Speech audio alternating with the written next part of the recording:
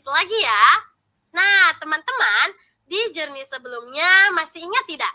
Kita membahas apa saja? Oke.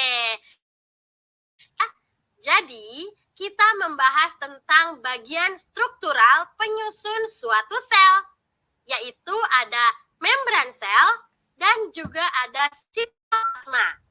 Nah, ternyata sel tidak hanya terdiri atas bagian itu saja loh. Kalian masih ingat saat kita melihat di dalam sebuah sel seperti melihat isi dari semangkuk bakso sitoplasma. Lalu bakso dan mie-nya analogi dari apa ya?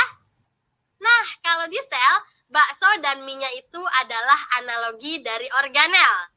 Jadi, organel itu merupakan bagian yang memiliki struktur dan fungsi khusus yang tersuspensi di dalam sitoplasma. Nah, kalian juga bisa nih membayangkan sebuah pabrik. Dalam pabrik kan terdapat ruangan-ruangan kecil ya, yang tentunya memiliki fungsi yang menjalankan tugasnya masing-masing. Nah, sama seperti sel nih teman-teman. Jadi pabriknya itu analogi dari suatu sel dan ruangan-ruangan kecil analogi dari organel-organel. Organel di dalam sel terdiri dari beberapa macam, yaitu ada nukleus, sitoskeleton, plasma, ribosom, kompleks Golgi, lisosom, badan mikro, mitokondria, plastida, sentriol, dan vakuola. Wah, banyak ya. Seperti yang kakak katakan tadi nih, setiap organel itu diibaratkan ruangan kecil yang fungsional di dalam sebuah pabrik. Artinya, setiap organel tersebut memiliki struktur dan fungsi yang berbeda-beda. Kira-kira bagaimana ya fungsi organel-organel sel tadi? Yuk temukan di video-video selanjutnya. Dah! Halo! Dari video sebelumnya bahwa sel memiliki organel-organel yang memiliki struktur dan fungsi masing-masing. Nah, di video kali ini, kakak akan mengajak kalian untuk mengenal lebih dekat organel yang pertama, yaitu nukleus. Bagaimana sih struktur dan fungsi nukleus? Oke teman-teman, jadi nukleus itu berasal dari kata Latin nucleus, yang berarti pusat. Artinya merupakan pusat dari suatu sel. Oke, jadi ini ya yang namanya inti atau pusat sel atau nukleus ya. Nah, inti suatu sel itu beberapa bagian teman-teman. Yang pertama ada membran inti, yaitu lapisan atau selaput yang membungkus isi suatu nukleus. Artinya nih, membran inti ini berfungsi untuk melindungi nukleus. Nah, tapi nih teman-teman, tidak semua sel memiliki membran inti, hanya jenis sel-sel tertentu saja. Apa saja, Kak? Nah, ini akan dibahas di journey berikutnya ya. Kemudian bagian berikutnya ada pori inti.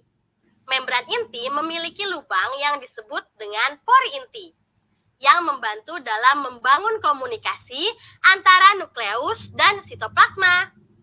Setiap pori dibatasi oleh serangkaian protein yang disebut kompleks pori inti, yang mengontrol molekul apa saja bisa masuk ataupun keluar. Kemudian yang ketiga ada kromosom.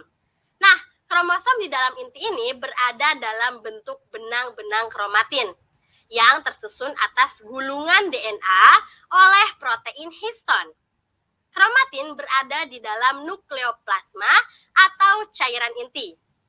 Kemudian ada nukleolus, disebut juga dengan anak inti karena berada di dalam inti sel. Fungsinya adalah produksi subunit, salah satu organel penting di dalam suatu sel. Nah, selengkapnya tentang ribosom akan dibahas di video-video selanjutnya ya. Oke, jadi itu dia ya struktur nukleus atau inti sel. Lalu bagaimana nih dengan fungsinya? Nah, jadi inti sel itu memiliki fungsi penting di dalam suatu sel ya. Wah, apa saja sih Kak fungsinya? Jadi fungsi inti sel adalah mengatur sel. Kemudian yang kedua, menyimpan materi genetik seperti DNA yang dililit histon membentuk kromatin tadi ya. Lalu menyimpan protein dan RNA di dalam nukleolus. Kemudian mensintesis ribosom yang dilakukan oleh nukleolus.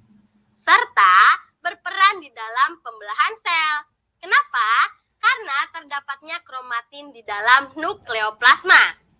Oke, jadi nukleus ya keberadaannya bagi sebuah sel karena mengatur seluruh kegiatan sel. Kalau di manusia nih, tubuh kita kan bisa berdiri tegak seperti ini dan memiliki bentuk karena adanya tulang atau rangka. Lalu bagaimana ya dengan sel? Apa ya yang membuat sel memiliki bentuk? Temukan jawabannya di video selanjutnya. Halo teman-teman. Manusia bisa berdiri tegak, kemudian memiliki bentuk karena adanya rangka atau tulang yang ada di dalam tubuh kita. Lalu, bagaimana ya dengan sel penyusun tubuh? Apakah semua sel memiliki bentuk yang sama? Tentu memiliki bentuk yang berbeda ya. Lalu, siapa sih yang membuat sel bisa memiliki bentuk yang berbeda-beda? Nah, teman-teman, jadi ada loh organel yang memiliki. Kira-kira organel apa ya? Jadi, organel selanjutnya yang akan kita bahas adalah sitoskeleton. Sitoskeleton sesuai namanya nih, sito dan skeleton atau skeletal. Sito artinya sel, sedangkan skeletal adalah rangka. Oke, jadi artinya sitoskeleton itu adalah kerangka sel. Nah, sitoskeleton tersusun atas 3 komponen utama, yaitu mikrofilamen, intermediate, dan mikrotubul. Mikrofilamen merupakan filamen paling tipis di antara ketiga filamen penyusun sitoskeleton. Filamen ini memiliki diameter paling kecil di antara ketiganya, yaitu sekitar 7 nanometer. Mikrofilamen berbentuk heliks dan tersusun oleh protein aktin. Mikrofilamen memiliki fungsi di dalam melakukan tindakan kontraktil yang bermanfaat di dalam pergerakan. Selanjutnya ada filamen intermediate. Filamen ini memiliki diameter 8-12 nanometer dan tersusun atas keratin. Nah, fungsinya adalah untuk mempertahankan bentuk sel. Lalu komponen terakhir ada mikrotubul. Mikrotubul ini tersusun atas protein tubulin.